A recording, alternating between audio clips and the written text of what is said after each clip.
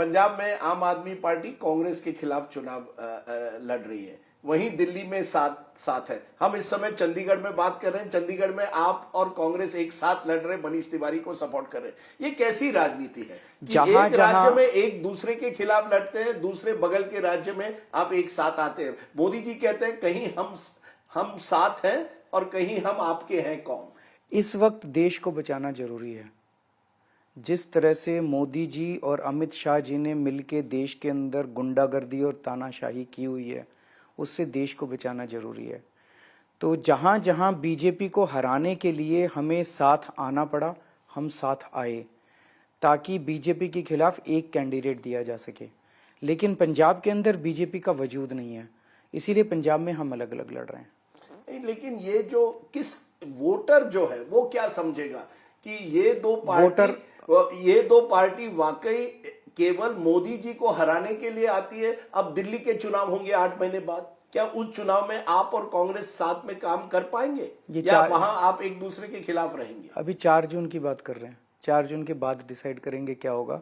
इस वक्त 4 जून को देश के संविधान को, देश के जनतंत्र को बचाना जरूरी है, उसके लिए हम सब साथ आए हैं बस। लेकिन जनता जो है, अगर जनता आपसे ज्यादा सियानी है, मेरे से भी ज्यादा सियानी है, जनता को उतना वो मत समझिए। नहीं, जनता कहेगी वही अरविंद केजरीवाल जो एक समय इन नेताओं को भ्रष्ट कहती थी, कांग्रेस को भ्रष्ट कहती थी, उसी कांग्रेस के साथ आती है। आज देश बचाना जरूरी है, जनता हमारे इस निर्णय का स्वागत कर रही है। मैं 24 घंटे जनता में ही रहता हूँ, किसी जनता ने मेरे से ये प्रश्न नहीं किया, केवल पत्रकारों ने ये प्रश्न किया। तो पत्रकारों के दिमाग में कंफ्यूजन है, जनता पत्रकारों से ज्यादा समझदार है। नहीं, कंफ्यूजन इस सब है। आप कन्हैया कुमार के साथ रोड शो पर जाते हैं, अन्य कांग्रेस नेताओं के साथ जाते हैं, राहुल गांधी के साथ नहीं जाते। मैंने अभी तक वो तस्वीर नहीं देखी कि राहुल गांधी और अरविंद केजरीवाल एक साथ कह रहे हैं हम साथ में लड़ रहे हैं। कहीं ना कहीं ये जो कांग्रेस आपका जो अलायंस है वो कितने दिन चल पाएगा? नहीं, हमने कोई शादी थोड़ी करी है, हमारी कोई मैरिज नहीं हुई, अरेंज्ड मैरिज नहीं हुई, लव मैरिज नहीं हुई। हम लोग देश बचाने के लिए 4 जून का चुनाव लड़ने के लिए एक साथ आए हैं बस एक एंगेजमेंट हुई है, टेम्पररी एंगेजमेंट। उसकी जरूरत क्या, उसे नाम देने की क्या जरूरत है? उसे नाम देने, देश बचाना जरूरी नहीं है आप सब लोगों के लिए? क्या आपको लगता नहीं? इस वक्त मैं पूरे देश में घूम रहा हूं, मैं जगह जगह गया, लोग महंगाई और बेरोजगारी से त्रस्त हैं, लोगों के घर का खर्चा नहीं चल रहा, घर में बच्चे बैठे हैं बिना रोजगार के।